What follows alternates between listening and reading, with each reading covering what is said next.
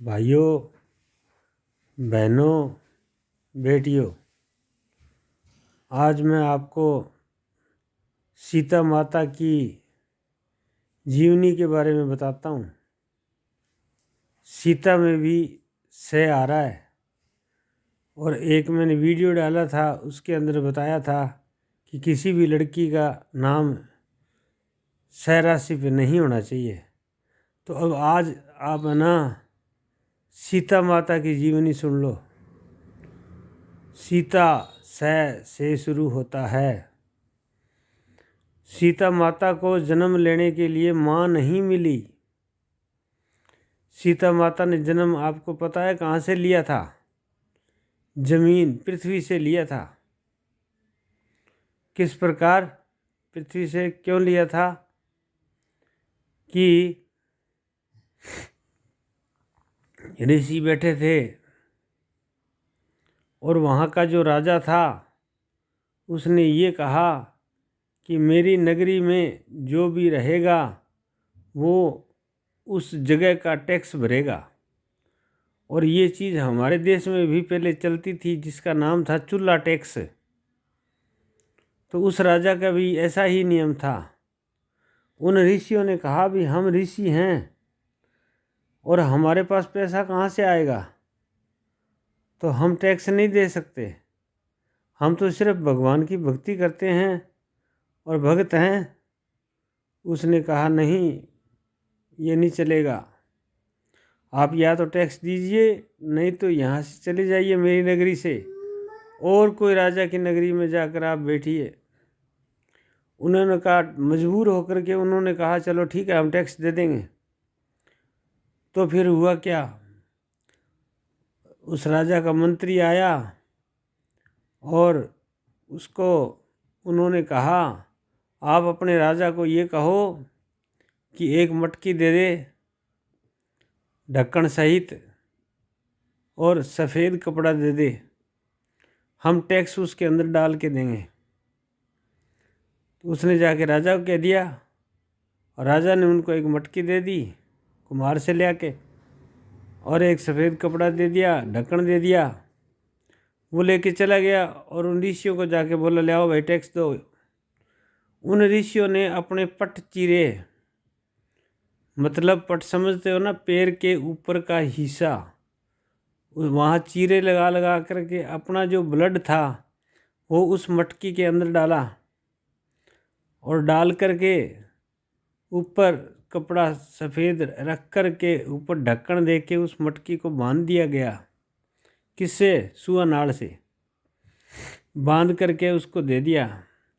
तो वो बोला, इसमें क्या है? मेरा राजा मेरे से पूछेगा कि राजा को ये कह देना इसके अंदर तेरा खैनास है। बोले अच्छा, हाँ ठीक है। वो उस मटके को लेकर के, मटकी को मतलब छोटी मटकी जो होती है ना, उसको लेकर के राजा के पास गया और राजा को जाके कहा, ये लो, उन्होंने अपना टैक्स दिया है उस जगह का। बोले इसमें क्या है? कि उन्होंने ये कहा है कि इसमें राजा का खैनास है।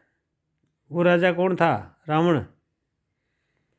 वो राजा कौन था? रावण। उसका खैनास था वो बहुत चतुर था और बहुत विद्वान था। उसने क्या किया? बोले इस मटकी को हमारी नगरी में मत रहने दो, जनक की नगरी में दबा दो। जनक की नगरी रावण की नगरी के नज़दीक लगती थी। उस मटकी को वहाँ दबा दिया गया ज़मीन में। जैसे ही उस मटकी को वहाँ दबा दिया गया, उसके बाद जनक की नगरी में बरसात होना बंद हो गया। इंद्रदेव रुष्ट हो गए और वहाँ बरसात नहीं हो रही। देखते देखते 12 साल बीत गए, बरसात नहीं हुई। घोड़ों के पाँव लगने लग गई और लोग, बुरा हाल हो गया, त्राही त्राही मच गया। बिना अनाज के लोग जिएंगे कैसे? राजा जनक बहुत परेशान हुआ और उसने क्या किया, बड़े बड़े विद्वान थे अपनी नगरी के अंदर, उनको इकट्ठा किया। इकट्ठा करके पूछा, भाई ऐसा क्या कारण है जिसकी वजह से हमारे यहाँ जो है बरसात नहीं हो रही, बरसात के बिना हमारा ये हालत हो रहा है। कोई विद्वान तो इस बात को बताइए। तो किसी ऋषि ने कहा कि राजा बता तो मैं देता हूँ, अगर आप मैं जैसा कहूँ वैसा करेंगे तो संभव है कि बरसात हो जाएगी। बोला ठीक है मैं करूँगा। बोले आप जाइए और फला फला बेल जो है बूढ़े उनको लेके जाइए और जाकर के उस जगह में वहाँ इतने नंबर बिग्गे में या इतने नंबर मरबे में उस जगह हल जोतिए। तो उन्होंने क्या किया, और रानी जो है रोटी लेके आएगी, और जैसे ही वो बैल रुके उस जगह को खोद के देखना कि वहाँ क्या निकलता है। वो बैल मैं आपको इसलिए बता रहा हूँ कि वो थोड़ा सा सहारा लगते ही रुक जाएंगे। तो कहा ठीक है।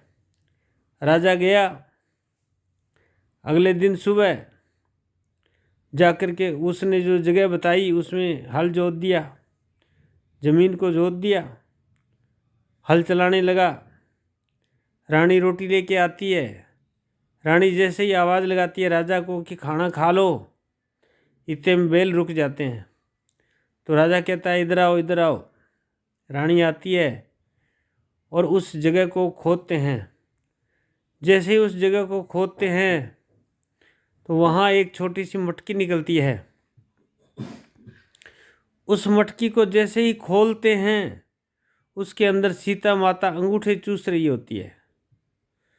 ये देख करके इंद्रदेव प्रसन्न हुए और दर दर दर दर दर दर बरसात होने लग गई। उस बरसात के अंदर ही सीता माता को घर में लेके आए और उसका लालन पालन किया। फिर उसकी शादी हो गई राम से। और शादी के बाद क्या हुआ, शादी के बाद उसको वनवास मिल गया। यानी शादी के बाद उसने दुख पाया, उसको वनवास मिल गया। 14 साल वन में रही। वहाँ से जब वापस लाए उसकी अग्नि परीक्षा ले ली गई, लेकिन फिर भी धोबी और धोबन का आपस में झगड़ा हुआ। धोबी ने धोबन को पीटा क्योंकि उस पे लांछन ये लग गया कि रावण उठा करके ले गया था तो ये पवित्र नहीं है, अपवित्र है, रावण की गिरफ्त में रही है। इस बात के ऊपर धोबी धोबन का झगड़ा हुआ। तो रामराज में ये था कि कोई किसी को मारा पीटी न करे और कोई दुखी नहीं रहे। तो राम ने क्या किया, उसको फिर से वनवास दे दिया। लव और कुश जो है राम के गुरु थे, वहीं पैदा हुए थे। ये लव कुश का जन्म जो है ना वहीं हुआ था। तो वो फिर से जंगल में रही।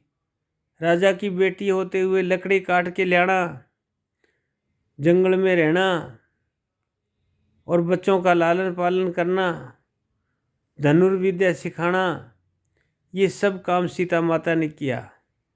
यानी सीता माता दुख झेलते झेलते दुखी, बहुत ज़्यादा दुखी होकर के फिर से उसने कहा, पृथ्वी से निवेदन किया कि माँ मुझे वापस अपने अंदर संभालो, मैं इससे ज़्यादा और दुख नहीं झेल सकती। इसके बीच में कुछ कहानी और भी है, अगर मैं उसको लेता हूँ तो ये कहानी लंबी हो जाती है, इसलिए मेरे को यहाँ समाप्त करना पड़ेगा। क्योंकि लव कुश और राम लक्ष्मण का आपस में युद्ध होने की नौबत भी आ गई थी। वो मैं अगली कहानी में आपको बताऊंगा, अगली कड़ी में। इतना कहते हुए मैं इस कहानी को समाप्त करता हूँ। तो कहने का मतलब यही है कि सह के ऊपर कोई भी लड़की का नाम नहीं रखना चाहिए। और ये सीता माता की कहानी मैंने आपको बताई है। जय श्री राम, जय श्री राम, जय बजरंग बली।